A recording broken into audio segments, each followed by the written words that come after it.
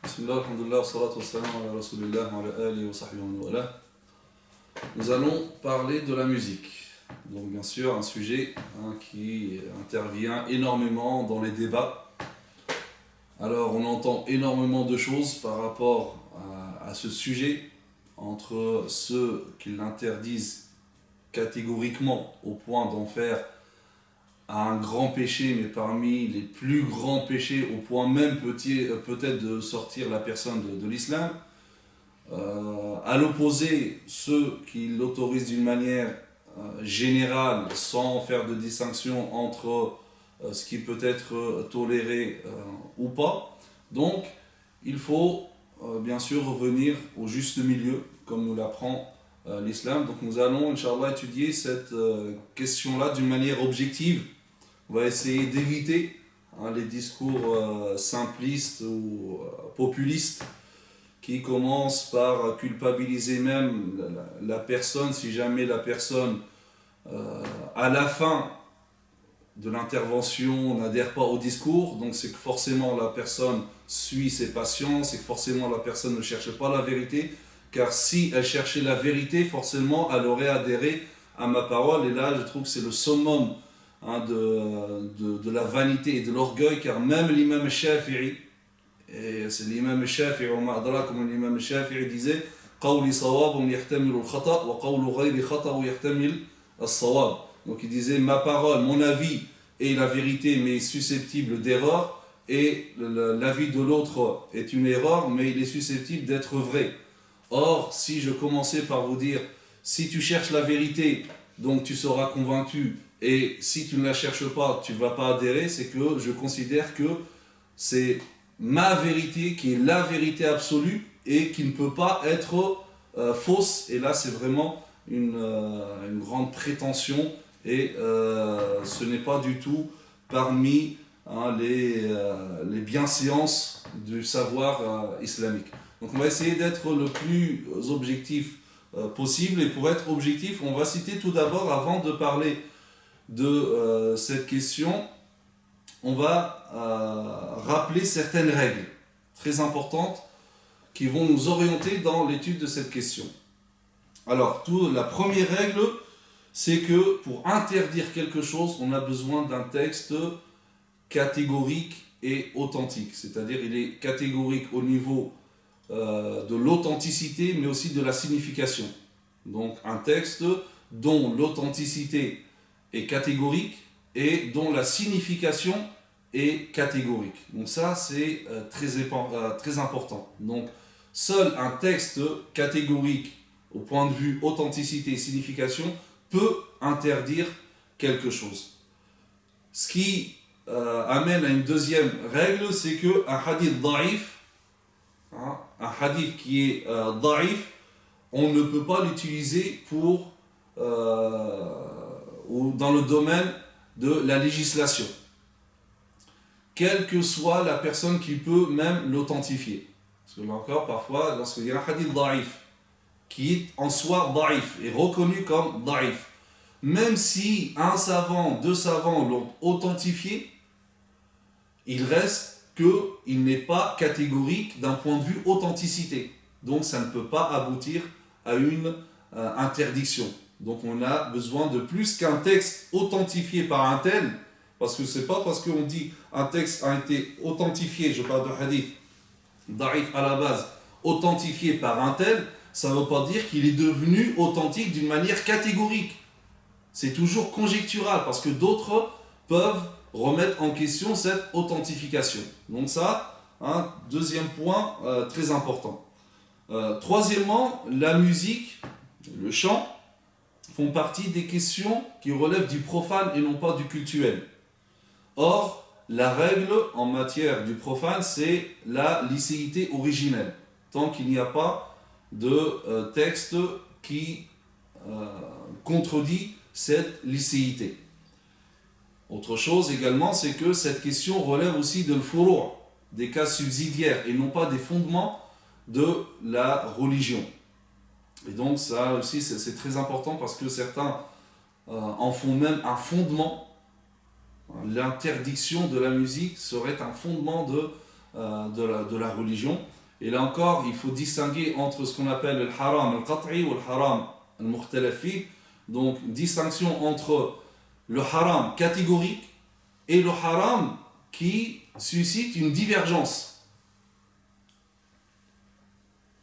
Et on n'a pas le droit de réprouver que lorsqu'il s'agit d'un haram catégorique.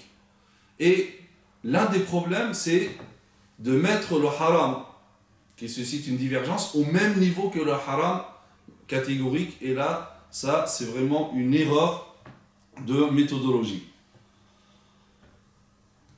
Autre règle, c'est lorsqu'il s'agit de ce qu'on appelle umum al-balwa, lorsqu'il s'agit d'un sujet répandu dans la société, le législateur, le Coran et la Sunna, forcément, ils vont statuer dessus. Mais s'il n'y a pas de texte, donc nous sommes obligés de revenir à ce qu'on appelle l'istishab, la présomption de continuité, c'est-à-dire l'état initial demeure tant qu'il n'y a pas preuve du contraire, l'état initial étant la licéité.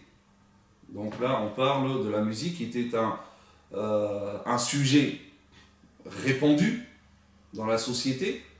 Donc comment après on peut expliquer qu'il n'y ait pas de texte, quand on va le voir, catégorique à ce sujet-là. Donc c'est que on reconduit dans ce qu'on appelle la présomption de continuité. Autre règle très importante concernant les textes qui apportent des informations dans le futur, qui va se passer telle ou telle chose. Donc certes, on connaît des textes par rapport à l'apparition de mauvaises choses, le meurtre, l'injustice, etc. Alors, ce qu'il faut savoir dans ces textes-là, ce qui est très important, c'est que le caractère illicite de ces choses-là n'est pas instauré par le texte en soi, mais par d'autres textes qui ont au préalable établi leur caractère interdit. D'accord ? Donc, lorsqu'on a un texte qui apporte des informations dans l'avenir, on ne peut pas l'utiliser pour établir donc l'interdiction de ces choses-là. Il faut que ces choses-là soient interdites au préalable par d'autres textes. Et ça, donc, on va donner des exemples lorsqu'on va parler, bien sûr, de notre sujet. Autre chose par rapport à l'avis de compagnon, bien sûr, l'avis de compagnon a une place particulière, mais lorsqu'il y a différents avis de compagnons, il n'y a pas un avis qui peut prévaloir plus que l'autre. Donc là, particulièrement, lorsqu'il y a plusieurs avis parmi les compagnons. Autre règle, lorsqu'on attribue des avis, notamment au quatre imams en particulier, il faut tout d'abord s'assurer de l'authenticité de ces dires. Est-ce que réellement ces savants ont dit ces choses-là? Et s'assurer aussi de la formulation, parce que peut-être que la formulation n'est pas bonne. Parce qu'effectivement, lorsqu'on lit parfois certains articles, etc., on attribue des paroles à l'imam Malik, Abu Hanifa, Malik, Shafi'i, Ahmed, etc., où on va chercher certains passages dans des livres malikites, Hanafi, Shafi'i, etc., et on va faire croire même qu'il s'agit d'un consensus et que tous sont d'accord sur l'interdiction de la musique. Dernière règle très importante, c'est que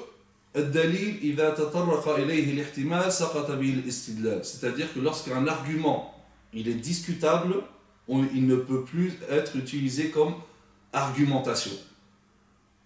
Là, c'est très important. Donc lorsqu'il y a un argument d'interdiction, si jamais cet argument-là est discuté, donc c'est-à-dire qu'il ne peut plus servir d'argumentation pour l'interdiction. Donc, c'est ces règles-là que nous allons suivre et qui vont nous orienter dans notre étude pour que nous soyons le plus objectifs possible. Alors, nous allons aborder tout d'abord les arguments de ceux qui interdisent la musique d'une manière générale. Mais avant ça, je veux rappeler quelque chose de très important. Lorsque je parle de musique, je ne parle pas de certaines musiques de nos jours avec des clips dégradants, des musiques avec des paroles qui excitent, qui incitent à la violence, au sexe ou autre chose. Bien sûr, ça, il n'y a pas besoin d'arguments pour dire que c'est illicite. Je parle de la musique d'une manière générale. Et après, ça dépend qu'est-ce qu'on fait de cette musique-là. Je vais revenir à la fin de l'étude pour déterminer les conditions relatives donc à la musique. Alors, les arguments de ceux qui interdisent catégoriquement la musique, tout d'abord dans le Coran. Tout d'abord, donc, le verset connu dans Surat Luqman. وَمِنَ النَّاسِ مَنْ يَشْتَرِي لَهْوَ الْحَدِيثِ لِيُضِلَّ عَنْ سَبِيلِ اللَّهِ بِغَيْرِ عِلْمٍ وَيَتَّخِذَهَا هُزُوًا أُولَٰئِكَ لَهُمْ عَذَابٌ مُهِينٌ. Donc, parmi les gens, il y en a qui, dénués de science, achètent de plaisants discours pour égarer hors du chemin d'Allah et pour le prendre en raillerie. Ceux-là subiront un châtiment avilissant. Donc, effectivement, certains compagnons ont expliqué le terme lahu ici, lahu al-hadith, par le ghina, par le chant. Et d'ailleurs, il est intéressant de voir qu'ici, il ne parle pas de musique, il parle de al-ghina, du chant, d'ailleurs, d'une manière générale. Et parmi eux, donc, il y a Ibn Mas'ud, Ibn Abbas également, et Ibn Omar, radiallahu anhum ajma'in, et d'ailleurs, Ibn Mas'ud, radiallahu anhu, jurait que Allah ici, c'était al-ghina. Mais, comme dit Ibn Hazm, lorsqu'il discute ses arguments, et juste une parenthèse par rapport à Ibn Hazm, parce que malheureusement, lorsqu'il y a des savants qui contrediraient ou discuteraient ce genre d'analyse, donc on va essayer de le discréditer. Ou certains qui disent non, mais si vous suivez Ibn Hazm par rapport à cette question, il faut aussi suivre Ibn Hazm sur tous les autres avis. Or, ça, aucun savant dans le monde pendant des siècles n'a dit une chose pareille. Ce n'est pas parce que tu es d'accord avec un savant sur un point que tu es d'accord avec tout. Ça n'existe pas. Et ça a toujours existé comme ça. Même les élèves avec leur chouyour. Abu Yusuf, Mohammed ibn al-Hassan était d'accord avec Abu Hanifa sur plusieurs points, mais parfois ils divergeaient. On ne leur disait pas, ah non, soit vous prenez l'avis d'Abu Hanifa sur tout, ou soit vous laissez tout. Tout ça, c'est vraiment une manipulation malhonnête pour discréditer certains avis. Donc, je reviens à ce que disait Ibn Hazm. Il dit tout d'abord, il n'y a pas d'argument catégorique en soi, en dehors de la parole du prophète sallallahu alayhi wa sallam. La parole du prophète sallallahu alayhi wa sallam, c'est un argument en soi. Toute autre parole a besoin d'être argumentée, même les compagnons, notamment qu'il y a d'autres explications de ce verset-là, comme le cite d'ailleurs Ibn al-Qayyim lui-même dans Ighathatul Lahfan, ou comme le cite Cheikh Mohammed Tahir ibn Ashur dans son tafsir al-Tahrir wa al-Tanwir, lorsqu'il parle de ce verset-là, donc ceux qui achètent donc de plaisants discours pour égarer les gens en dehors du chemin d'Allah Azza wa Jalla. Il parle aussi d'un certain Nadr ibn Harith, qui était polythéiste, idolâtre, et qui lui, pour détourner les gens du prophète sallallahu alayhi wa sallam du Coran, il disait, venez, si Mohammed sallallahu alayhi wa sallam vous raconte les histoires des peuples antérieurs, moi aussi je peux vous raconter les histoires de Héracle et Qaysar, d'Héraclus et de César. Donc, c'est une autre explication. Et, deuxièmement, le terme lahu am, il a un sens général. Or, ici, al-ghina, on a restreint la signification générale. Takhsis al-am. Or, les savants parlent à un tafsir de compagnons.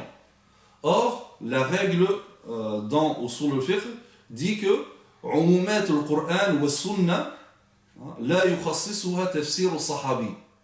Il dit ce qui est cité d'une manière ou ce qui a une signification générale dans le Coran et dans la Sunna ne peut être spécifié ou restreint.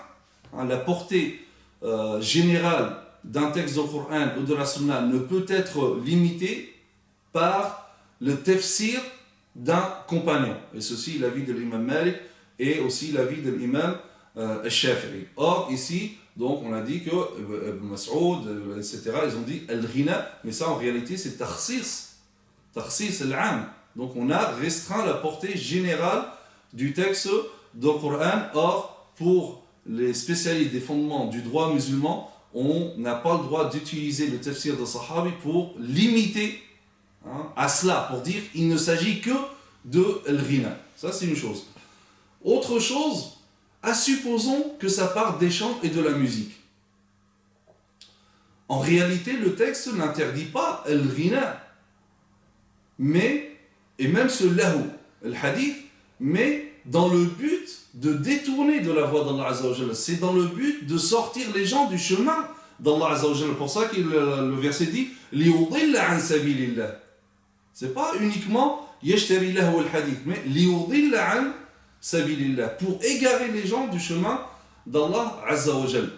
Parce que après on peut, comme disait Ibn Hazm d'ailleurs, il disait on peut même utiliser le Coran pour égarer les gens. Et Abu Hamd al-Ghazali, rahimahullah, qui vient confirmer ce qu'a dit Ibn Hazm, il donne un exemple, il dit c'est comme du temps de Omar radhiyallahu anhu, il y avait un hypocrite qui lisait dans le Coran à chaque fois et uniquement que surat Abasa wa Tawalla, dans lequel, bien sûr, vous savez que Allah Azza wa Jalla donc reprend le prophète sallallahu alayhi wa sallam.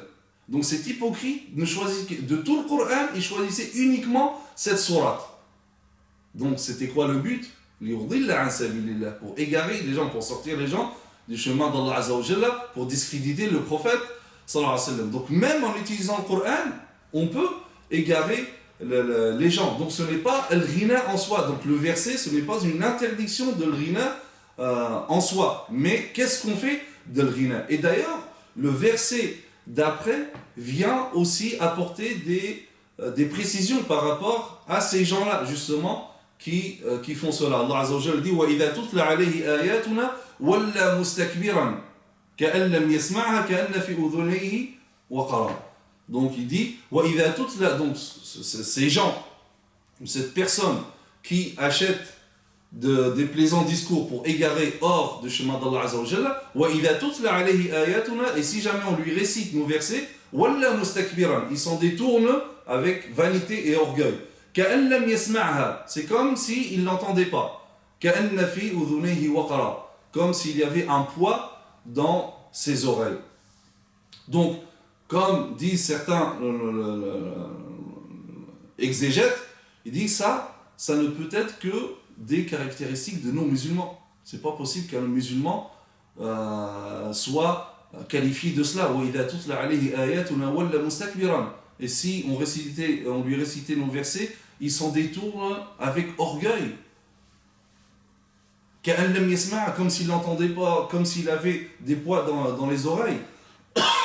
Ça ne peut pas être un comportement de musulman. Et d'ailleurs, c'est pour cela que l'imam des exégètes, Ibn Jarir al-Tabari, dans son tafsir, donc il cite les paroles de Jabir ibn Zayd, rapportées par Ibn Wahb, l'élève de l'imam Malik.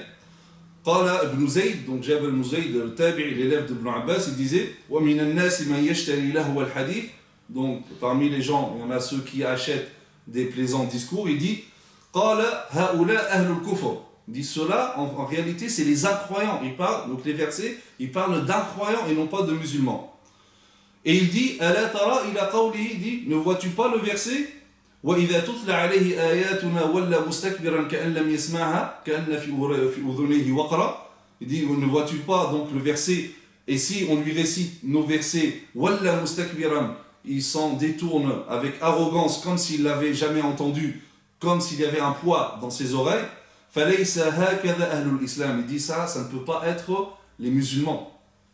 Qala wa nasun yaqulun, il dit toujours Jabir ibn Zayd, hiya fikum. Et il y a des gens qui disent non, c'est de vous que ça parle les musulmans. Il dit Qala huwa al-hadith al-batil. Non, il dit non, donc ça concerne les non-musulmans, c'est des paroles donc futiles et mauvaises qu'ils propagent.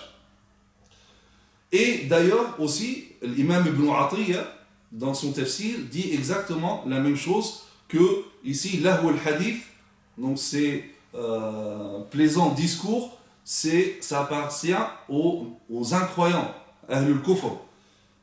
L'imam Fakhreddin al-Razi, également, dans son tafsir, dit exactement la même chose et il ne cite que cela. Il ne cite même pas la parole d'Ibn Mas'ud, donc pour dire qu'il y a plusieurs interprétations de ce verset-là, et c'est pour ça que je vous dis qu'on essaie d'être objectif en donnant tout ce qu'il y a sur le sujet. Mais orienter les personnes juste avec un seul avis, avec une seule explication, ce n'est pas du tout honnête d'une manière scientifiquement. Autre verset que certains utilisent pour interdire la musique, c'est le verset dans Sourate Al-Qasas, le verset 55. وَإِذَا سَمِعُوا اللَّغْوَ أَعْرَضُوا عَنْهُ. Et lorsqu'ils entendent al-lagw, al-lagw d'une manière générale veut dire les futilités. Et ils disent al-ghina, ça fait partie des futilités. Or, en réalité, ici même le verset, il parle de ceci, non pas dans l'interdiction ici de l'lagw, mais pour faire des éloges à ceux qui s'éloignent de l'lagw, et non pas dans l'obligation de s'éloigner de l'lagw. C'est comme lorsque Allah Azza wa Jalla parle des qualités de Ibad al-Rahman, il dit وَإِذَا خَاطَبَهُمُ الْجَاهِلُونَ قَالُوا سَلَامًا. Et lorsque les insolents, les ignorants leur adressent la parole, ils disent paix sur vous. Et d'ailleurs, c'est pour cela que ici, dans le sens général du verset, on voit que là où ici veut dire c'est des paroles insolentes, vexantes, quelqu'un qui t'agresse avec la parole. C'est pour ça que le verset dit dans sa totalité وَإِذَا سَمِعُوا اللَّغْوَ أَعْرَضُوا عَنْهُ وَقَالُوا لَنَا أَعْمَالُنَا وَلَكُمْ أَعْمَالُكُمْ سَلَامٌ عَلَيْكُمْ لَا نَبْتَغِي الْجَاهِلِينَ. Il dit وَإِذَا سَمِعُوا اللَّغْوَ, lorsqu'ils entendent le lagw, أَعْرَضُوا عَنْهُ, ils s'en détournent. وَقَالُوا, ils disent nous avons nos actions, vous avez vos actions. Salamun alaykum, que la paix soit sur vous, on ne recherche pas les ignorants. Il y a aussi, en discutant justement avec Ibn Hazm, certains ont posé la question à Ibn Hazm, donc al-ghina ou la musique, ça se place, est-ce que ça fait partie de l'haq ou de l'batil? Il n'y a rien entre les deux. L'haq, la vérité, al-batil, le mensonge. Est-ce que ça fait partie de l'haq ou ça fait partie de l'batil? Parce que Allah Azza wa Jalla dit dans le Coran فَمَاذَا بَعْدَ الْحَقِّ إِلَّا الضَّلَالِ. Il n'y a rien après al-haq que l'égarement. Et Ibn Hazm répond d'une façon intelligente, il dit إِنَّمَا الْأَعْمَالُ بِالنِّيَّاتِ. Les actes ne valent que selon les intentions qui les animent. Si l'intention, par le fait d'écouter les chants ou la musique, ça provoque donc le péché, la désobéissance d'Allah Azza wa Jalla, bien sûr c'est une désobéissance, donc c'est une perversion. Mais si c'est pour se distraire et même pour se renforcer dans l'adoration d'Allah Azza wa Jalla, c'est quelque chose de bien. Et s'il n'y a aucune intention, ni péché, ni même pour faire quelque chose de bien, ils disent c'est que ça devient mubah, licite. C'est comme lorsque quelqu'un il sort dans son jardin où il a décidé de mettre un vêtement vert ou quoi que ce soit, c'est tout simplement licite. Troisième verset que certains utilisent pour interdire la musique, c'est le verset dans Sourate Al-Furqan وَالَّذِينَ لَا يَشْهَدُونَ الزُّورَ, et ceux qui n'assistent pas à az-zur.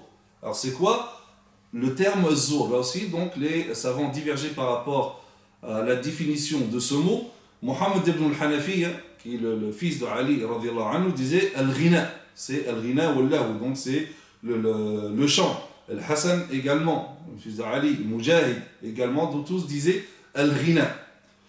Mais ce n'est pas la seule explication, car il y a d'autres explications comme Qatada qui dit Zour ici c'est al-Karib, c'est le mensonge, et Al-Dahhak qui dit c'est al-Shirk. Et d'autres ont même dit qu'il s'agit des fêtes des idolâtres. Donc ceux qui n'assistent pas aux fêtes des idolâtres. Or, rappelez-vous de la règle que j'ai citée, lorsque l'argument est discutable, comme maintenant, donc on ne peut plus l'utiliser comme argument. Autre verset qui est aussi beaucoup utilisé pour interdire la musique, c'est وَاسْتَفْزِزْ مَنِ اسْتَطَعْتَ مِنْهُمْ بِصَوْتِكَ. Donc, excite par ta voix ceux d'entre eux que tu pourras. Donc, excite par ta voix. Donc, ici, les savants aussi, ils ont divergé ici par rapport à sautik. Ta voix, c'est quoi? Excite par ta voix ceux d'entre eux que tu pourras. Alors, effectivement, certains, donc, on dit que c'est al-ghina. Comme par exemple, Mujahid dit al-ghina ou al-mazamir ou al-lahu. Donc, c'est al-ghina, le chant, les instruments à vent, etc. Al-Dahhak dit wa sawtul mizmar. Donc, c'est le son produit par les instruments à vent. Mais, là encore, la réponse est que tout cela, donc, c'est des tafsirs de personnes qui ne sont pas infaillibles. C'est des avis personnels. Et notamment, donc, il y a d'autres tafsirs, et notamment Ibn Abbas anhuma, qui dit Sawtuhu, donc sa voix, la voix de Shaitan, c'est toute personne qui appelle à la désobéissance d'Allah Azza wa Jal. Et aussi, on dit, comme le dit aussi le Qurtubi dans son tafsir, Bi sawtik ay bi waswasatika. Donc par ta voix, c'est-à-dire par ton insufflation. Donc là encore, la règle,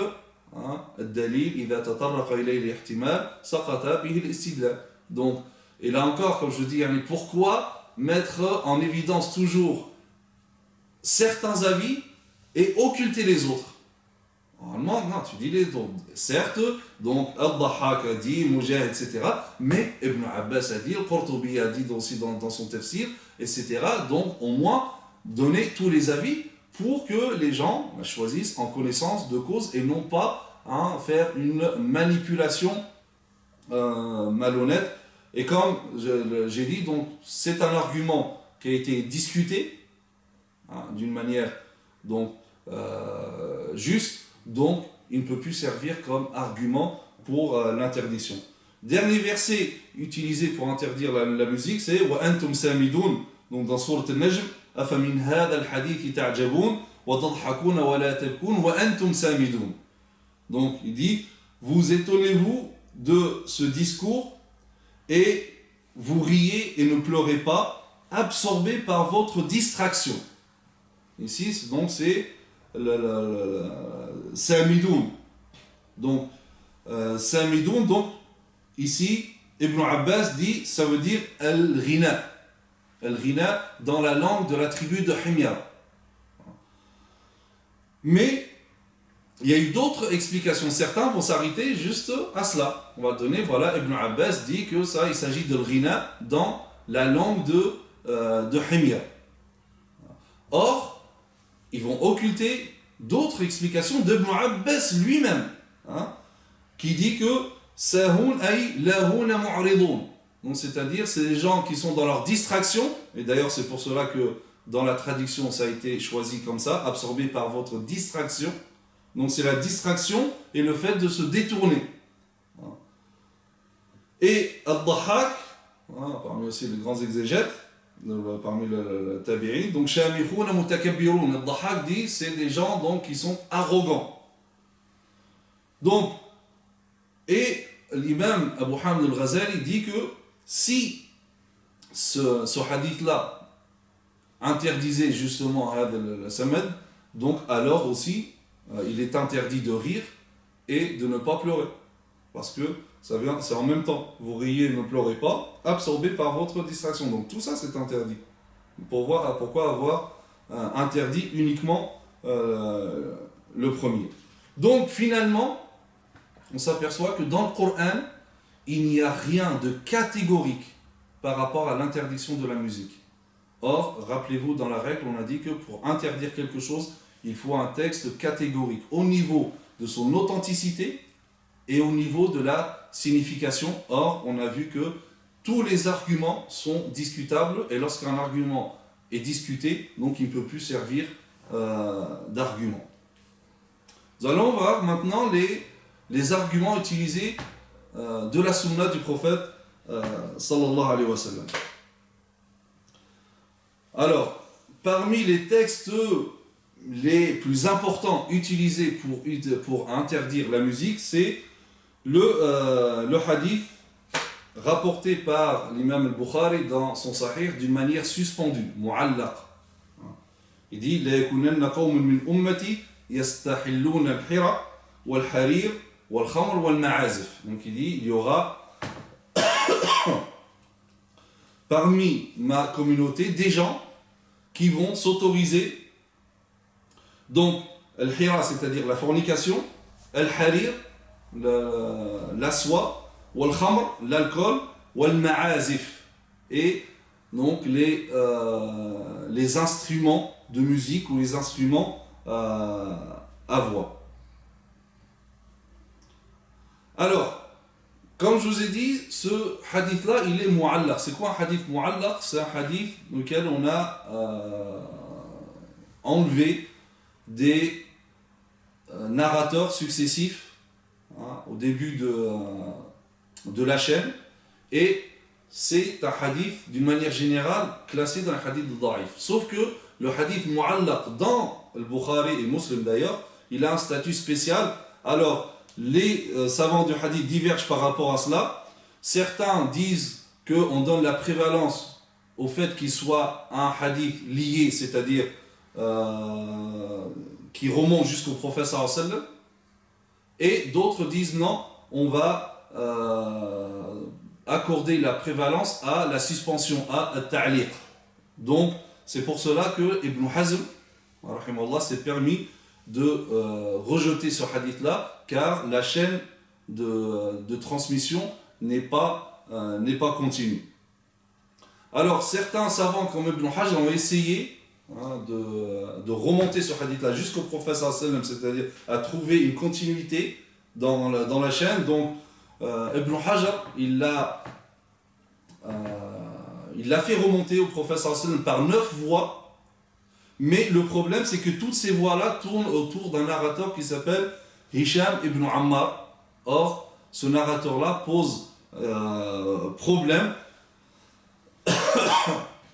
par rapport à sa précision, car Abu Daoud, par exemple, le grand compilateur de hadith, Abu Daoud, il dit il a relaté 400 hadiths, la aslala, infondés. C'est-à-dire que c'est quelqu'un donc, qui n'est pas fiable dans la transmission de hadith. Abu Hatim dit Saduq wa khattarayyar, c'est quelqu'un de véridique, mais il a changé au point où tout ce qu'on lui donnait, il lisait, et tout ce qu'on lui apprenait, il disait que c'était des hadiths. Donc c'est pour cela que les savants disaient, comme Ibn Sayyar qui disait, étant donné qu'il ne savait plus faire la distinction entre ce qui est bon et ce qui est mauvais, donc on ne prend pas ce qu'il dit. L'imam Ahmed disait Tayyashun khafif, c'est quelqu'un de léger par rapport à la mémorisation. Al-Hafidh al-Dhahabi, qui est l'une des références par rapport à la critique des états des narrateurs, il disait il a relaté des choses qu'on peut réprouver, yunkar. Et c'est vrai que certains diront oui, mais il fait partie des narrateurs de Bukhari, et d'ailleurs le Bukhari il a été critiqué justement par rapport à ce Hisham ibn Ammar. D'ailleurs le Bukhari n'a pas relaté énormément de hadiths par rapport à ce Hisham ibn Ammar, que 3 hadiths. Un hadith concernant Manaq, bien les qualités d'Abu Bakr, un autre donc concernant le bouyour, donc concernant le commerce, d'après Abu Huraira, et ce hadith-là qui est mu'allaq dans le chapitre des boissons. Or, ce genre de hadith, on ne peut pas le prendre dans ce genre de questions. Parce que, comme on dit, il faut un texte catégorique, surtout dans un sujet qui est censé être répandu. Comment, dans un sujet qui est censé être répandu, on a son statut uniquement par une voix de hadith mu'allaq. C'est quelque chose quand même d'assez étonnant. Alors Ibn Hajar il a essayé aussi de remonter le hadith jusqu'au prophète sallallahu par d'autres voies, sauf que dans les autres voies, il y a un narrateur qui est encore pire que Hisham ibn Ammar, qui est Malik ibn Abi Maryam. Et Ibn Hazm dit La yudra manhu, on ne le connaît pas. Et l'imam al-Dhahabi lui-même disait Majhoul, c'est un inconnu. Donc, toutes les voies, les voies pour remonter jusqu'au prophète sallallahu établies par Ibn Hajar, toutes ne sont pas indiscutables. Donc, on ne peut pas prendre ces hadiths-là comme argument. Et même si nous admettons qu'il est authentique, là encore, il n'est pas catégorique par rapport à la signification. Parce qu'il nous parle de la fornication, de l'alcool, de la soie, des instruments avant, le ma'azif. Est-ce que le hadith là veut dire que tout ça est interdit, mais ensemble réunis? Et c'est pour ça que dans les autres hadiths qu'on va voir, en fait, c'est le prophète sallallahu nous parle d'une scène, d'alcool, les instruments de musique, les chanteuses, etc. Parce que les séances de musique à l'époque étaient accompagnées de cet environnement, alcool, des chanteuses, etc. Donc est-ce que là le prophète sallallahu parle d'un tout, ou il est en train de parler de chaque chose?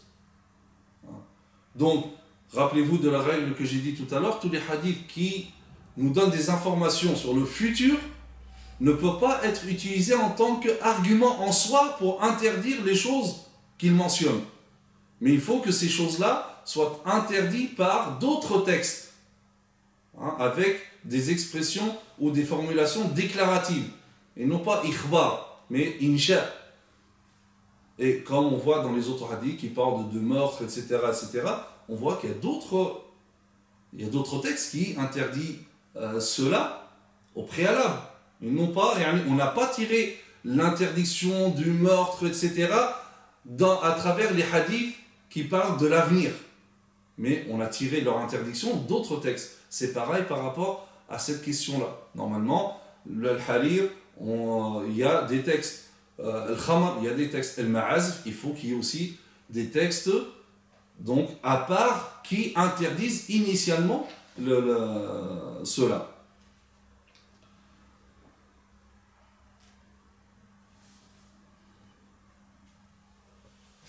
Et c'est pour ça, comme je dis, que le prophète Hassan ici il parle d'une scène d'une manière générale. C'est pour cela que dans l'autre version de ce hadith-là rapporté par Ibn Majah, c'est la yashribanna unas min ummati, des gens de ma communauté buront de l'alcool en lui donnant un nom, un autre nom que son nom.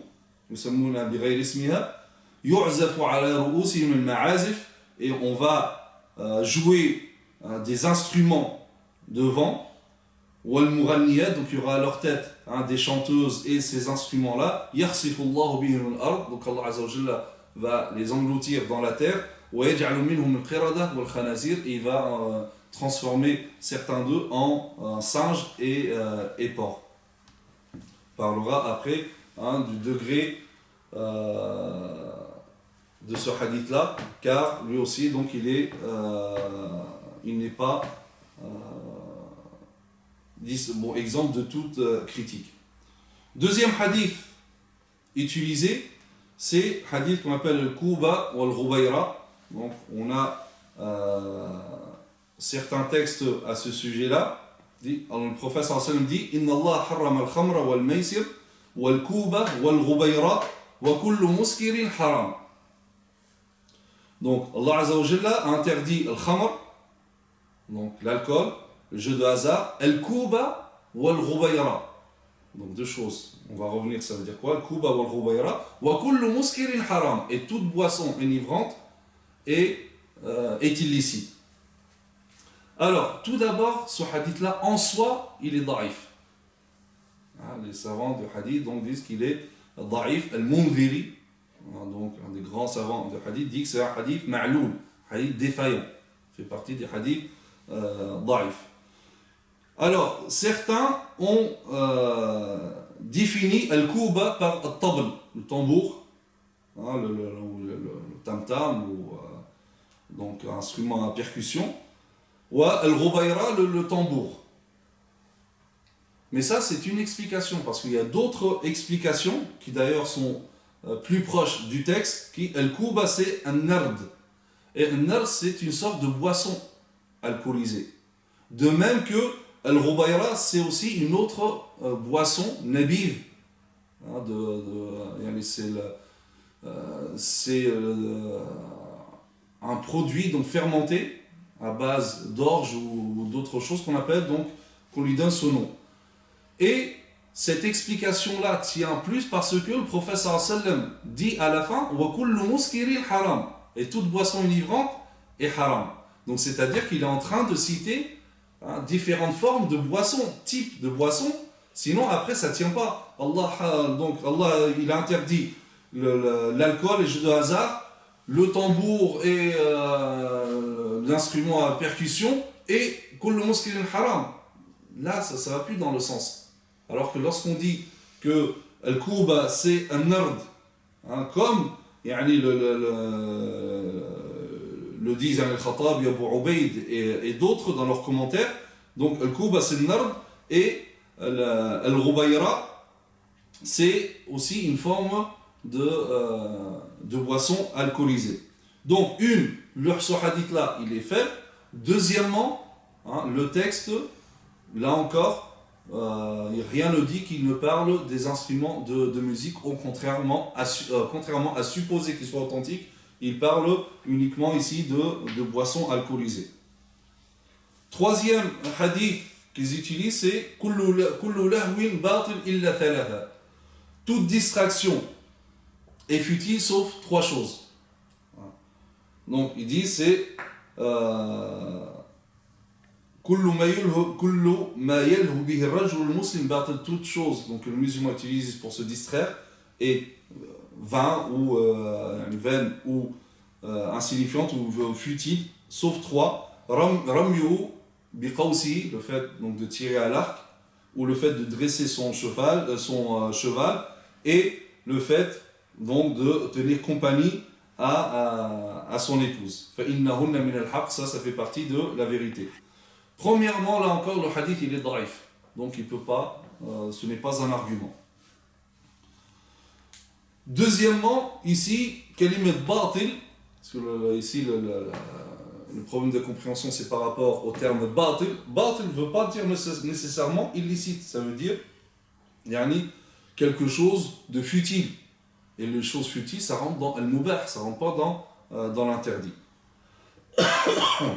Il y a aussi un ensemble de hadiths donc, qui met en garde contre le fait d'avoir donc al-qiyam, donc les chanteuses, ou al-ma'azif, ou al-dufuf, donc les instruments à percussion, les instruments avant. Alors parmi ces hadiths-là, le hadith de Imran ibn Hussein, fi hadhihi al-umma khasfun wa maskhun wa qadhf.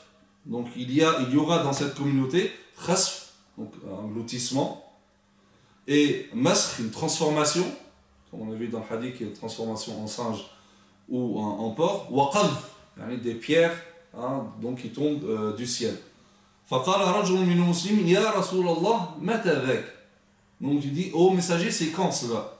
Il dit إذا ظهرت القيان, lorsque on va voir al-qiyan, donc les chanteuses, ou al-ma'azif, donc et les instruments avant, wa shuribat al-khumur, et l'alcool sera consommé. Donc on voit toujours que le prophète sallam réunit tout cela ensemble pour dire que réellement le prophète sallam ne vise pas chaque chose en particulier, mais il parle d'une scène, parce qu'à l'époque, et malheureusement dans beaucoup de cas de nos jours aussi, donc dans les séances de musique, il y a de l'alcool, il y a des danseuses, chanteuses, etc. Et c'est le tout qui est interdit. Alors, sachant que ce hadith-là, malgré, à supposer qu'il soit authentique, c'est le sens que je vous ai donné, mais en plus de cela, ce n'est pas un hadith authentique. Le prophète sallam aussi, dans un autre hadith relaté par Abu Huraira, dit إِذَا اتُّخِذَ الْفَيْءُ دُوَلًا.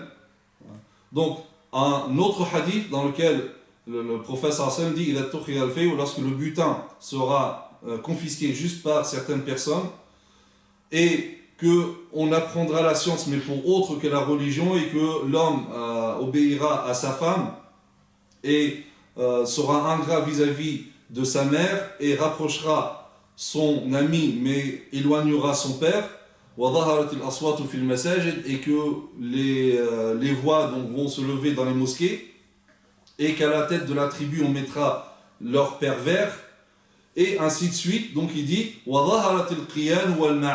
et vont apparaître les chanteuses, les instruments avant, la consommation d'alcool, etc.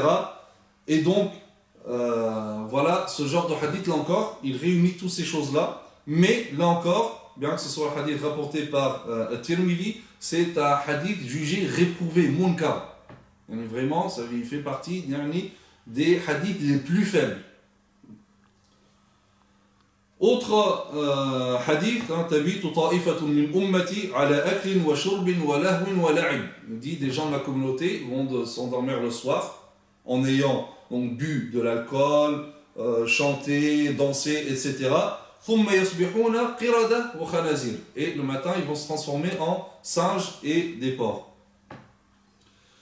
Et donc, pourquoi donc, le prophète sallam donc, donne l'explication, dit bistihlalihim al-khamr wa darbihim bid-dufuf wa ittikhadihim al-qaynat.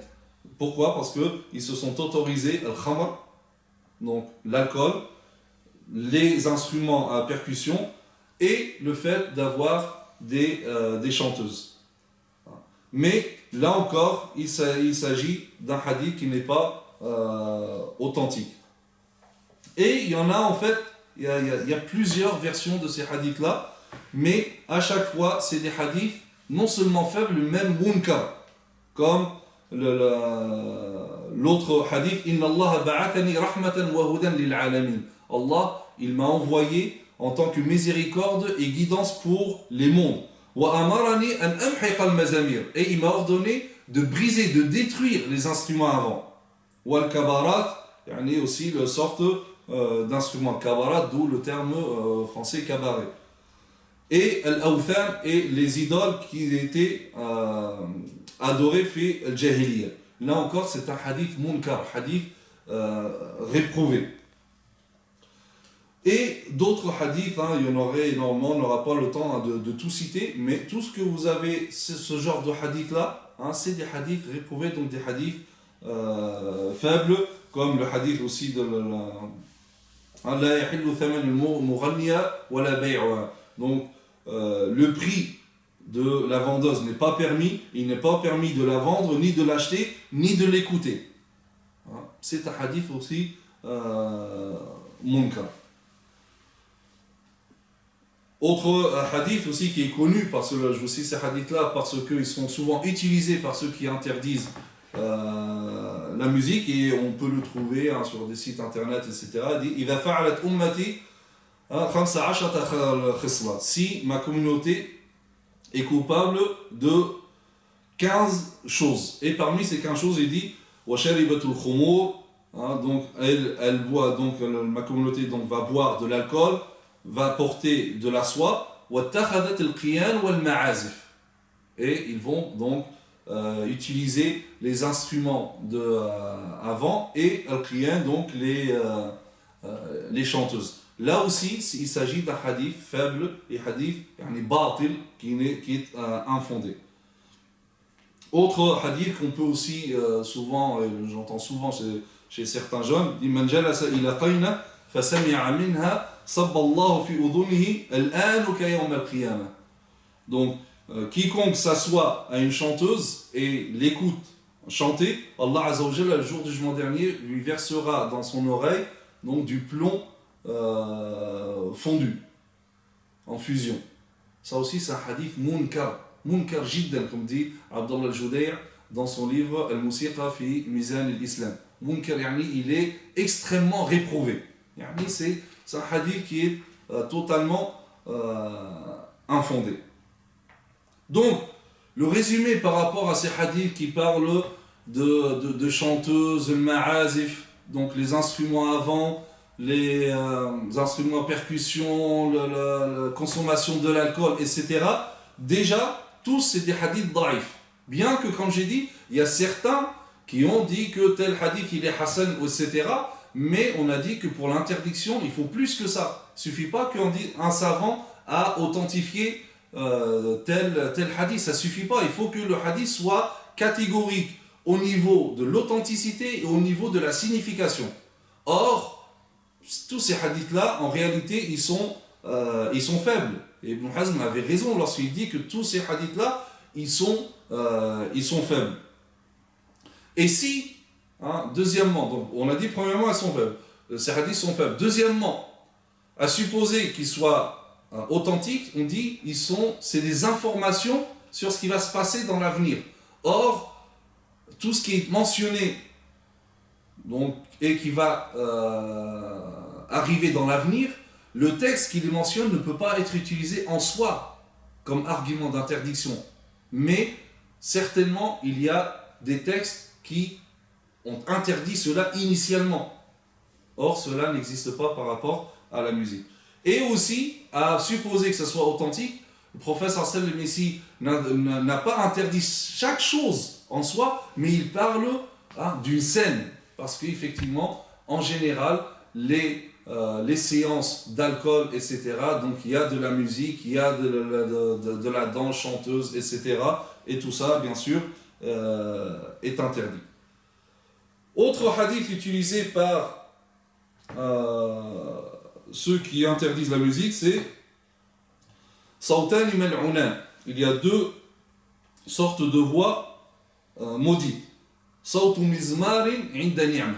Sawtu mizmar, donc le son d'un mizmar, donc d'un instrument avant, lorsqu'il y a un bienfait. Wa sawtu awilin inda musiba, et le son ou la voix de lamentation dans une catastrophe. Alors, ce hadith-là, il est daïf, bien que, comme j'ai dit, authentifié par certains, dont l'Albani, rahimahullah, mais ça ne veut pas dire qu'il est devenu authentique d'une manière catégorique. Parce que, ce qui était étonnant dans l'authentification de l'Albani, rahimahullah, qui est un grand savant de hadith, mais personne n'est infaillible en dehors du prophète sallallahu alayhi wa sallam, et personne est au-dessus de la critique, sauf que bien sûr avec un respect, car نحن شعارنا احترام العلماء الرجال ولا تقديسهم. Notre slogan, c'est de respecter les hommes, les savants, et non pas les vénérer. Donc, le Cheikh Al-Albani, lorsqu'il a authentifié ce hadith-là, il a lui-même reconnu qu'il y avait un narrateur dedans qui est accusé, donc accusé d'invention de hadith. Muttaham bil wada'. Donc après, c'est vraiment étonnant comment, après, prendre un hadith dans lequel, dans les chaînes de transmetteurs, il y a un narrateur accusé d'invention de hadith, comment utiliser ce hadith-là pour utiliser ou même authentifier ce hadith-là, et à plus forte raison, bien sûr, l'utiliser. Donc, à la base, ce hadith-là, il est daïf, et la plupart des savants donc, le considèrent comme daïf, bien que authentifié par certains, mais comme je répète à chaque fois que dans les textes qui interdisent, il faut que le texte soit catégorique au niveau de l'authenticité et de la signification. Autre hadith, c'est le hadith dans lequel Nafi', donc la franchise d'Ibn Omar, qui dit que Ibn Omar, en passant avec Nafi', donc il a entendu Sawtu Zammar, il a entendu le son d'un instrument à voix. Et donc, il a mis les doigts dans les oreilles, et à chaque fois, donc il passait, il disait Nafi' atasma', donc est-ce que tu l'entends encore? Fa'aqulu na'am. Et Nafi' disait je dis oui, et donc il continuait à laisser les doigts dans les oreilles jusqu'à ce que lui dit donc je l'entends plus, et là donc il enlève les oreilles, et là il dit j'ai vu le prophète sallallahu alayhi wa sallam faire ceci lorsqu'il a entendu le son de cet instrument produit par un berger. Alors, ce hadith-là, tout d'abord, il est munkar, réprouvé. Donc, il ne peut pas être un argument. À supposer qu'il soit authentique. Si ce son-là en soi est haram, comment Ibn Omar dit à Nafi', est-ce que tu l'entends? Il lui aurait interdit de l'écouter, et avant cela, il aurait interdit au berger de faire ce son. C'est comme si je vous dis, on est en train de regarder un film, il y a des scènes de haram, et il y a un musulman à côté de moi, un ami, moi je ferme les yeux, et lui, je lui dis, regarde, et tu me dis, lorsque c'est fini, l'autre il me dit, non, c'est pas fini, et après, après je dis, c'est bon, là c'est fini, il me dit, là c'est bon, et lui, il regarde. Non, si c'est interdit, je dis, toi aussi, regarde pas. On va zapper. Mais pas, je le laisse, là, il n'y a pas de sens. Donc là aussi, et c'est comme d'ailleurs que Ibn Omar dit que le prophète sallallahu alayhi wa sallam a fait ça. Si le prophète sallallahu alayhi wa sallam a fait ça, comment le prophète sallallahu alayhi wa sallam n'a pas dit à ce berger que ce qu'il faisait c'est haram? Or, on sait, dans l'usul, dans les fondements du droit, que ta'khir al-bayan yani al-haja la yajouz. Donc au moment où il faut le dire, le prophète sallallahu alayhi wa sallam, comment se fait-il qu'il a laissé passer comme ça sans dire le statut? C'est pas possible que le prophète sallallahu alayhi wa sallam fasse une chose pareille. Donc le hadith, il est réprouvé. Deuxièmement, s'il était authentique, c'est la preuve que le ma'azif ici, ce n'est pas interdit. Peut-être après, Ibn Omar, lui, n'aime pas écouter, ça c'est une chose. Ou que le prophète sallallahu alayhi wa sallam ne veut pas écouter, ça c'est une chose. Mais ce n'est pas tout ce que veut délaisser le prophète sallallahu alayhi wa sallam n'est pas forcément interdit, surtout avec ces arguments-là, sinon il aurait dit au berger que c'est interdit. Et Ibn Omar, si c'était interdit, il aurait dit tout d'abord un Nafi', toi aussi n'écoute pas, et il l'aurait dit aussi au berger. Donc voilà par rapport à ce hadith. Autre hadith, le hadith qui dit Al-ghina'u yumbitu nifaqa fil qalb. Le chant, dans le verset, le chant et le ma'azif, les instruments avant, font pousser l'hypocrisie dans le cœur. Alors, ce hadith-là, il y a eu divergence. Est-ce que c'est la parole d'Ibn Abbas, d'Ibn Mas'ud, ou c'est la parole du prophète sallallahu alayhi wa sallam? Dans tous les cas, donc les savants sont d'accord que ce n'est pas un hadith. Ça, tout d'abord, ce n'est pas un hadith. Deuxièmement, même l'attribution de cette parole-là à Ibn Abbas, elle n'est pas authentique. Et à supposer qu'elle soit authentique, c'est l'avis d'Ibn Mas'ud. Ce n'est pas un argument en soi. C'est lui ce qu'il pense de l'ghina. On ne peut pas l'imposer comme argument. Donc voilà par rapport à cela. Donc, al-ghina yumbitu nifaq fil qalb, le chant et les instruments de vent font pousser l'hypocrisie dans le cœur. Donc on a dit, ce n'est pas un hadith du prophète sallallahu alayhi wa sallam. Deuxièmement, même si on attribue à Ibn Mas'ud, ce n'est pas authentique. Troisièmement, à supposer que ce soit la parole d'Ibn Mas'ud, ça reste un avis personnel d'Ibn Mas'ud, et donc il ne constitue pas un argument. Autre hadith, c'est le hadith qui est connu, Abu Bakr radhiyallahu anhu, lorsque il rentre chez sa fille Aïcha, lorsque le prophète sallam était là, et qu'il y avait deux femmes qui jouaient donc de l'instrument à percussion avec Aïcha radhiyallahu anha, le prophète Abu Bakr radhiyallahu anhu rentre et réprimande ces deux femmes en disant yani, Mizmar al-Shaytan dans le prophète, chez le prophète sallam, yani, l'instrument de Shaytan dans la maison du prophète sallallahu alayhi wa sallam. Et là le prophète sallam dit Da'huma ya Abu Bakr fa innaha ayyamu Eid. Laisse-les Abu Bakr, c'est les jours de l'Eid. Alors certains ont dit voilà, étant donné que Abu Bakr a appelé, a qualifié ces instruments de Mizmar al-Shaytan. Mizmar, donc l'instrument de Shaytan, il veut dire ici instrument de Shaytan, donc ça prouve que c'est interdit. Et ils disent que finalement, donc Abu Bakr savait que c'était interdit auparavant, et forcément c'est pour cela qu'il a dit que là c'était interdit, mais le prophète sallam a fait une exception ici pour l'Eid. Alors, comme le dit Cheikh Abdullah al-Judayr dans son livre Al-Musiqa fi Mizan al-Islam, il dit que le fait de dire qu'Abu Bakr savait que c'était interdit, prouvez-le. Prouvez que c'est interdit. Or, tout ce qu'on a cité, il n'y a rien d'authentique. Une. Deuxièmement, le fait d'utiliser ces expressions, Mizmar, Shaitan ou quoi que ce soit, ce n'est pas en soi un argument. Parce qu'il y a eu des expressions similaires à cela, et ça ne veut rien dire, comme lorsque le prophète sallam dit Al-'utasu min ar-Rahman wa tatha'u min ash-Shaytan. L'éternuement provient d'Allah Azza wa Jalla et le bâillement de Shaitan. Est-ce que le fait d'avoir attribué le bâillement à Shaitan veut dire que le bâillement c'est haram? Non, c'est des expressions. Peut-être parce que Shaitan peut venir de ce côté-là, etc. Peut-être, mais en aucun cas ça veut dire que c'est haram. D'autant plus que ce genre de choses s'est produit auparavant.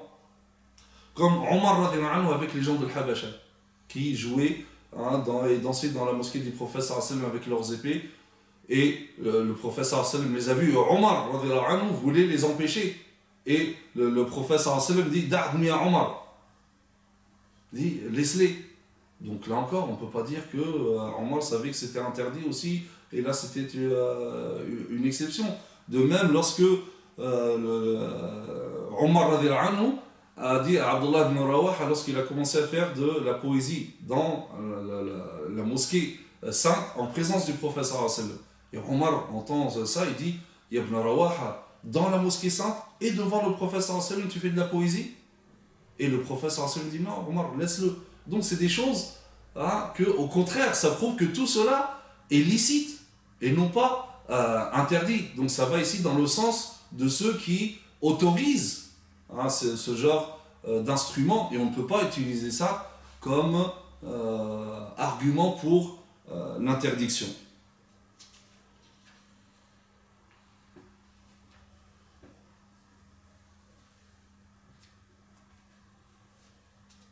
Donc finalement, comme le dit Abu Bakr ibn al-Arabi, le grand savant malikite andalou, dans son livre Ahkam al-Qur'an, il dit Lam yasihha fil tahrimi shay.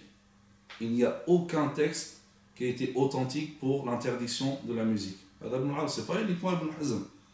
Al-Ghazali, Abu Hamd al-Ghazali, rahimahullah, dit également la même chose dans Al-Ihya. Ibn Nahwa aussi dans Al-Umda. Ibn Tahir aussi dans le livre Al-Sama'. Et aussi Ibn Hazm dans Al-Muhalla. Ibn Hazm disait Wallahi, il dit par Dieu, si jamais je savais que ces hadiths-là étaient remontés au prophète authentique, je n'aurais jamais autorisé. Et ça, c'est l'une des bienséances, où ça fait partie de l'éthique du désaccord. Ne jamais croire qu'un savant, comme ça, juste parce qu'il a envie d'écouter de la musique, il a décidé que ces hadiths-là n'étaient pas authentiques. Non, ça c'est vraiment du mépris vis-à-vis des savants. Ces savants-là, s'ils disent ça, c'est qu'ils sont convaincus. Maintenant, personne, bien sûr, n'impose de les suivre. Mais voici, on a donné leurs arguments, etc. Le tout, c'est de dire que voilà, cette question-là, elle relève de la divergence. Et on ne peut pas imposer un avis. Que celui qui dit non, moi pour moi je ne veux pas écouter, c'est haram, parce que je pense que Ibn Mas'ud a dit que là où c'est le rina, etc. C'est ton droit. Mais aussi respecte l'autre avis et tu n'es pas plus dans la vérité que l'autre. De même que l'autre n'est pas dans la vérité plus que toi. Mais chacun respecte l'autre. D'accord ? C'est que la vérité ici, c'est quoi ? La vérité, c'est qu'il existe deux avis. Mais ce n'est pas ta vérité qui l'emporte forcément par rapport à la vérité de l'autre.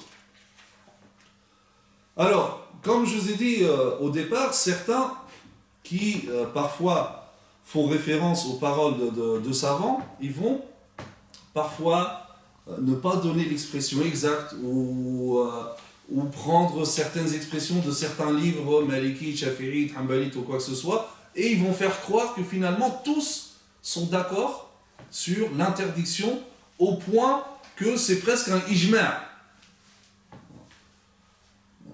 Al-Albani, rahimahullah, c'est ce qui est reproché à Cheikh Al-Qaradawi lorsqu'il a autorisé, il dit tu as transgressé l'ijma'. Or, ijma' il n'y a pas, d'ailleurs comme on va voir, on a dit citer déjà les preuves, mais on va voir encore avec des exemples concrets, même des compagnons, qu'il n'y a pas de ijma', il n'y a pas de consensus.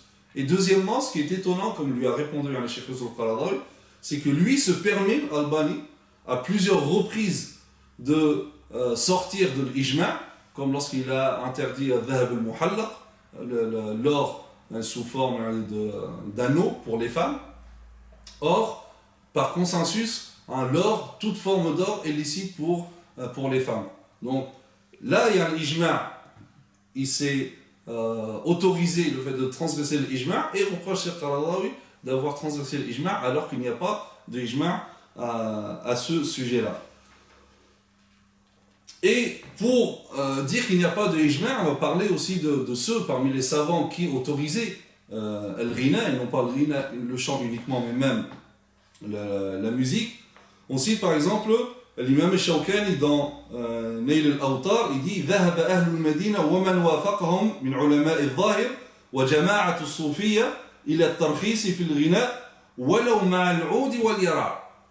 Donc Shawkani dit que les gens de Médine, ainsi que ceux qui sont d'accord avec eux parmi les Zahirites et les groupes soufis, donc tous ont autorisé le chant, même accompagné de luth, le oud, l'ancêtre de la guitare. Et Imam al-Haramayn, donc al-Juwayni, dans son livre Nihayat al-Matlab, il cite ce récit. Il dit que Abdullah ibn Zubayr, attention là on parle de qui? Abdullah ibn Zubayr, l'un des grands compagnons. Il dit Kana lahu jawarin awadat. Il avait des femmes, des esclaves, awadat, qui jouaient au oud, au luth. Ibn Omar, une fois, il est rentré chez Abdullah ibn Zubayr et il trouve à côté de Abdullah ibn Zubayr le oud, l'instrument, le oud, le luth. فقال ما هذا يا صاحب رسول الله, dit c'est quoi ça ô compagnon du messager de Dieu? Et donc il lui montre. فتأمله ابن عمر, donc il regarde, il dit هذا ميزان شامي, et ça c'est quoi la balance de Sham? Et Abdullah ibn Zubayr dit يوزن به العقول, il dit oui c'est pour peser العقول, les raisons. Et aussi Ibn Sirin rapporte que un homme est venu à Médine et il avait des esclaves femmes pour vendre. Et il a été chez Ibn Omar tout d'abord. Et il y avait une femme qui jouait un instrument à percussion. Et un homme est venu pour lui proposer un prix. La transaction ne s'est pas faite. Et là, Ibn Omar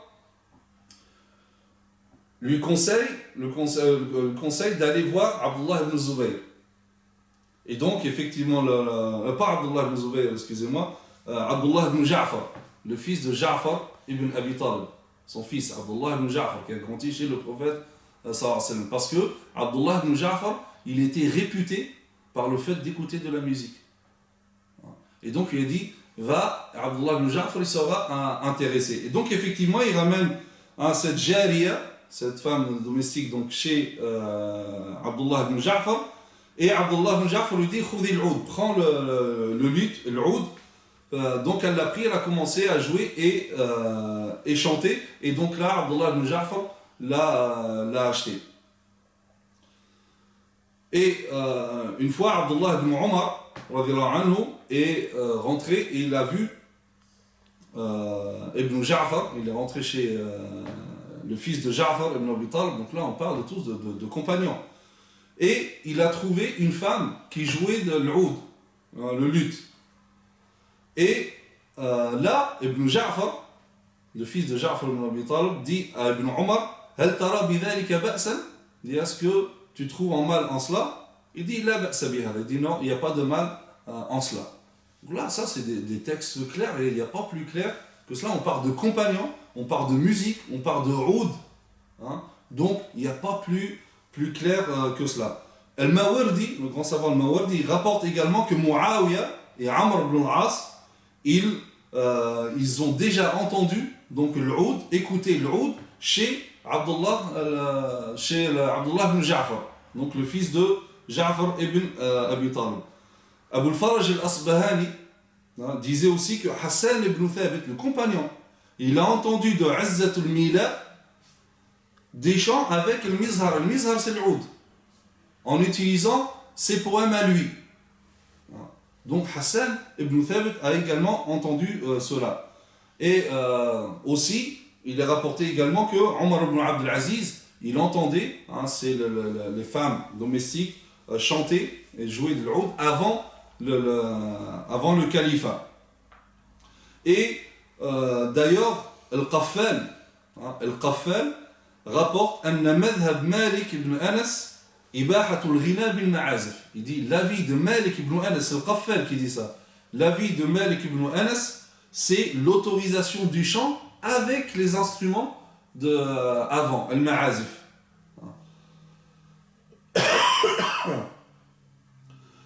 Et également, Ibn Tahir, celui qui a écrit le livre As-Sama', il dit ceci est le consensus de Ahl al-Madina. Et Al-Mawardi, le grand savant Al-Mawardi, rapporte également Ibahatul Oud, donc permission de jouer le luth chez certains chafi'ites. Ibn Tahir, celui qui a écrit le livre As-Sama', rapporte ceci du grand savant chafi'ite Al-Shirazi, une des grandes références chez les chiites. Et également, on peut voir aussi à Médine particulièrement, la famille très connue, réputée à Médine par la science, parmi les tabi'in, et c'est aussi leurs descendants par les tabi'in, qu'on appelle la famille de Al-Majishoun. Al-Majishoun, cela, c'était une famille de science à Médine. Al-Majishoun, en fait, c'est un surnom donné à Ya'qub ibn Abi Salama. Donc Ya'qub ibn Abi Salama, celui-là, il fait partie des grands tabi'in. Parmi les grands savants tabi'in, à Médine, il était donc, il s'assoyait avec Omar ibn Abd al-Aziz, Urwa ibn Zubayr, etc. Donc il est parmi les grands tabi'in. Et d'ailleurs, on rapporte que c'est le premier qui a enseigné le chant parmi les grands hommes de l'islam. Et aussi le neveu de Majishoun, donc le neveu de Ya'qub ibn Abi Salama, qui s'appelle Abdul Aziz ibn Abdullah ibn Abi Salama. Donc Abdul Aziz ibn Abdullah ibn Abi Salama, il était parmi les atba' al-tabi'in. Donc troisième génération, c'était le contemporain de l'imam Malik. Et d'ailleurs, on disait que les deux seuls qui ont le droit de répondre aux questions des gens, l'ifta, c'était Malik ibn Anas et Abdul Aziz ibn Abdullah ibn Abi Salama. Les deux, Malik et lui. Et donc on disait de lui, comme disait Al-Hafid Abu Ya'la al-Khalili, disait Donc Abdul Aziz ibn Abi Salama yara tasmi' wa yurakhis fi al-oud. Il a autorisé le fait d'écouter de la musique et il autorisait l'oud, hein, le luth.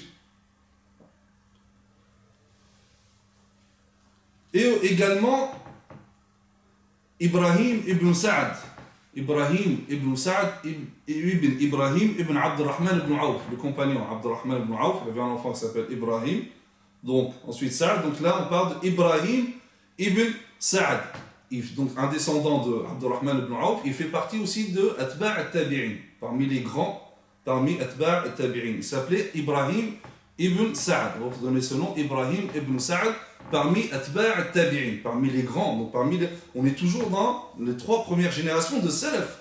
Hein, on n'est pas en train de parler de Khalaf ou quoi que ce soit. Et que lui-même, donc, il était connu par le fait qu'il écoutait, qu'il aimait la musique. Et il était d'ailleurs l'un des élèves de l'imam Zuhri. Donc c'est pour montrer sa valeur au niveau de la science. Alors, Ibrahim ibn Sa'd, il est parti une fois en Irak, en l'an 184 de l'Hégire, et c'est le calife Rachid qui l'a accueilli, et il lui avait posé la question sur est-ce qu'il est permis d'écouter ou pas, et il lui avait dit oui.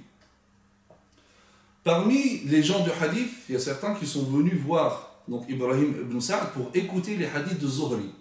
C'était l'élève de Zuhri. Donc ça passe la chaîne par Zuhri, ensuite donc ça remonte jusqu'au prophète sallallahu alayhi wa sallam. Donc l'un des savants de hadith est venu voir Ibrahim ibn Sa'd pour lui poser une question, pour qu'il écoute l'un des hadiths qu'il a entendu de Zuhri, et il a entendu Ibrahim ibn Sa'd en train de chanter. Et là, ce savant de hadith, il dit, je suis venu pour écouter un hadith de Zuhri de toi, mais quand je t'ai entendu chanter, je me suis dit, jamais plus jamais je ne vais écouter un hadith de toi.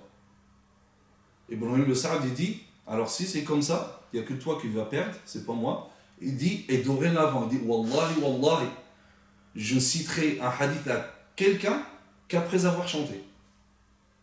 Et tous ceux qui veulent écouter les hadiths de Zuhri, je chanterai d'abord avant de leur mentionner le hadith. Cette histoire a été répandue à Bagdad et elle est arrivée au calife al-Rashid. Et donc, il l'invite et il lui pose une question sur un hadith. Et comme il l'a promis, Ibrahim Sa'd lui dit, ramène-moi l'oud. L'oud, le luth. Al-Rashid a voulu faire un petit peu ce moment-là juste pour aller voir, pour taquiner un petit peu Ibrahim Sa'd. Il lui dit, Aoud al-Mijmar. Aoud al-Mijmar, c'est le bâton d'encens. Il dit, c'est ça que tu veux? قال لا ولكن عود الطرب. Il dit non, le oud, pour le tarab, la musique, pour la distraction. Fatabassam al-Rashid, il a souri. Et là, Ibrahim ibn Sa'd lui dit, je pense que tu as été au courant de ce qui s'est passé. Et là, Rachid lui dit, est-ce que tu as entendu parmi vos savants quelqu'un qui déteste yakrah sama', qui déteste le fait d'écouter de la musique? قال من ربطه الله, ça c'est quelqu'un que Allah il l'a lié, peut-être il a lié sa raison ou quelque chose comme ça. قال فهل بلغك عن مالك بن أنس في هذا شيء? Il dit, est-ce que tu connais quelque chose? Est-ce que quelque chose a été transmis à toi de Malik ibn Anas? Il lui a dit, la wallahi, non, pas particulièrement. Illa anna abi, sauf que mon père, qui était un contemporain de l'imam Malik, قال أخبرني, il m'a informé, أنهم اجتمعوا, donc ils se sont réunis, donc le savant de Médine, dont le père d'Ibrahim ibn Sa'd, chez une tribu, donc les Banu Yarbu', وهم يومئذ جلة. Et ce jour-là, c'était donc des grands savants. ومعهم مالك, et avec eux, il y avait l'imam Malik, qui n'était pas encore, l'imam Malik qui est devenu après. C'était dans ses débuts. قال ومعهم دفوف ومعازف وعيدان. Avec eux, il y avait des instruments à percussion, ma'azif, des instruments avant, idan, des oud. Et l'imam Malik avait douf murabba, un instrument carré, sur lequel donc, il faisait du tam-tam. L'imam Malik n'était pas encore devenu ce qu'il est devenu. Mais pour dire que ça, c'était une habitude chez les gens de Médine. Maintenant, lorsqu'on parle de cela, on est presque assimilé à du kufr, etc. Alors qu'on voit que, effectivement, comme disait Ibn Tahir ou comme disait Shawkani, ça c'était la vie le plus répandue chez les gens de Médine. Alors, effectivement, par rapport maintenant aux avis des savants, quand on voit, pour voir qu'est-ce que dit Abu Hanifa, il n'y a pas réellement, comme le dit Abdullah Joudair dans son livre, il n'y a pas réellement des textes clairs de l'interdiction des instruments de musique chez l'imam Abu Hanifa, sauf que contrairement à ses deux élèves, Abu Yusuf et Muhammad al-Hassan, lui, il permettait de vendre les instruments de musique. Même le mizmar, instrument à vent ou à percussion et tout, Ma'al Karaha, il disait que c'était répréhensible. Donc, de là, on pourrait conclure que chez Abu Hanifa, donc il permet, même si c'est répréhensible pour lui. L'imam Malik, alors, là encore, on connaît ce que dit l'imam Malik par rapport à la question de la musique, lorsqu'on lui a posé la question, est-ce qu'on peut écouter de la musique, l'imam Malik a dit ma yu'jibuni, ça ne me plaît pas. Et dans un autre texte, l'imam Malik, donc il dit innama yaf'aluhu 'indana al-fussaq. Il dit chez nous, ce sont les pervers qui le font. Alors certains, ils ont pris ce terme-là pour dire que voilà, l'imam Malik dit que c'est interdit. Or, pour tout spécialiste dans Usul Fiqh ou dans le Fiqh, ce genre d'expression, ce n'est pas catégorique par rapport à l'interdiction. Soit c'est ce qu'on appelle khawarim al-muru'a. Khawarim al-muru'a, c'est des choses qui remettent en question la valeur humaine de quelqu'un, bien que ce ne soit pas des péchés. À l'époque, c'était le fait de manger en marchant. On refusait de prendre un hadith d'une personne qui mange en marchant. Ce n'était pas un péché. Mais ça fait partie de al-fisq ou bien de khawarim al-muru'a. Donc, l'expression en soi ne veut pas dire catégoriquement l'interdiction.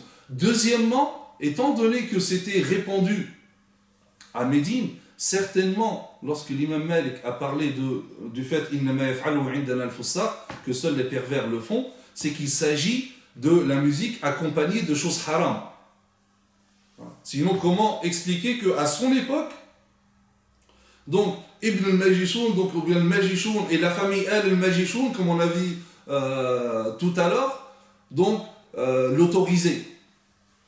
Donc forcément, il ne voulait pas dire, sinon il était en train le deuxième mufti de Médine, il était en train de dire c'est un fasiq.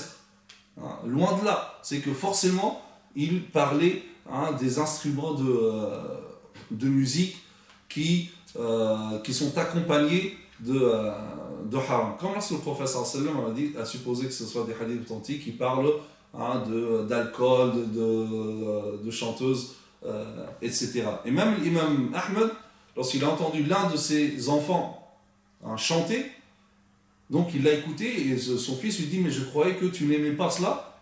Il lui dit parce que je pensais que à chaque fois qu'il y a des chants, il y a forcément du haram avec. Là on parle de chant, on ne va pas parler de musique. Mais pour dire que le fait de dire comme ça d'une manière générale que voilà tous les savants ils interdisent dans les écoles, etc., c'est faux. Et nous avons vu des grands compagnons comme Abdullah ibn Zubayr, comme Abdullah ibn Ja'far, le fils de Ja'far ibn Abi Talib, etc., qui avaient le oud, qui écoutaient le oud, etc., etc. Donc, pour conclusion, et d'ailleurs il y a même des hadiths qui implicitement prouvent que la musique en soi est autorisée. Comme le hadith du prophète sallallahu alayhi wa sallam, ou plutôt ce qu'on appelle le hadith de Aïcha, ou le hadith de Zara. Hein, c'est le fameux hadith, c'est un autre hadith de Aïcha qui dit qu'elle était réunie avec 11 femmes, et chaque femme parlait de son mari. Hein, jusqu'à arriver à une femme qui dit, hein, c'était la 10e, il dit Zawji Malik, moi mon mari c'est Malik.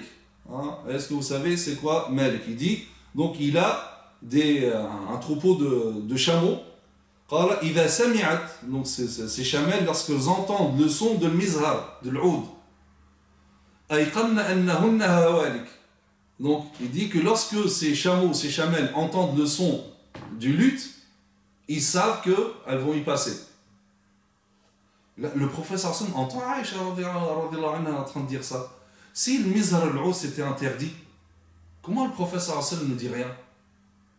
Parce que la règle, c'est que تأخير البيان عن الحاجة عن وقت الحاجة لا يجوز. Il n'est pas permis de retarder l'éclaircissement là où il faut. Et là, Aïcha parle que cet homme, lorsqu'il faisait donc il jouait le oud, les chameaux, il savait que il y en a un qui va être immolé. Encore plus explicite que ça, et en réalité, ce hadith que je vais citer là, qui est très connu, il est suffisant pour permettre la musique, en tant que musique. Lorsque le prophète sallam entend Abu Moussa al-Ash'ari en train de lire au Coran, hadith rapporté par le Bukhari et Muslim, il lui dit Utita mizmaran min mazamiri ali Daoud. Il dit, on t'a donné un mizmar, un instrument avant parmi les instruments de la famille de Daoud alayhi salam. Si le mizmar, l'instrument avant, était interdit, comment le prophète sallam comparait donc la beauté de la voix de Abu Moussa à quelque chose d'illicite? C'est pas possible. Lorsqu'on compare quelque chose de bien, on ne le compare pas à quelque chose d'illicite. Je dis pas, machallah, c'est bon comme de l'alcool. Ça se dit pas. Ou bien, machallah, t'es fort comme un porc.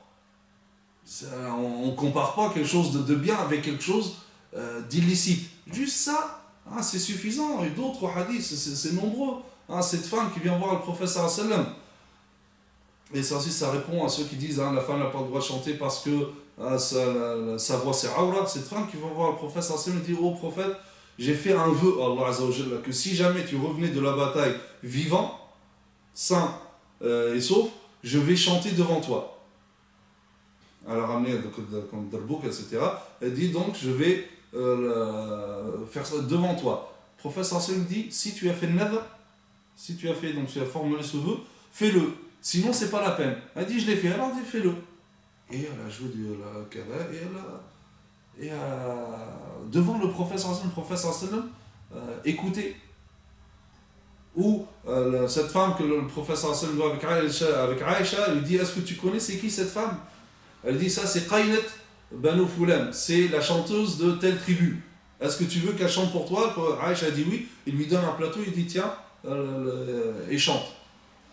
Les hadiths sont tellement nombreux et sont tellement clairs, et c'est pour cela qu'en conclusion, il n'y a rien qui interdit la musique, que ce soit dans le Coran, que ce soit dans la Sunna. Au contraire, on a vu à travers les exemples de compagnons, de savants, que la musique en soi, c'est permis. Bien sûr, il y a des conditions.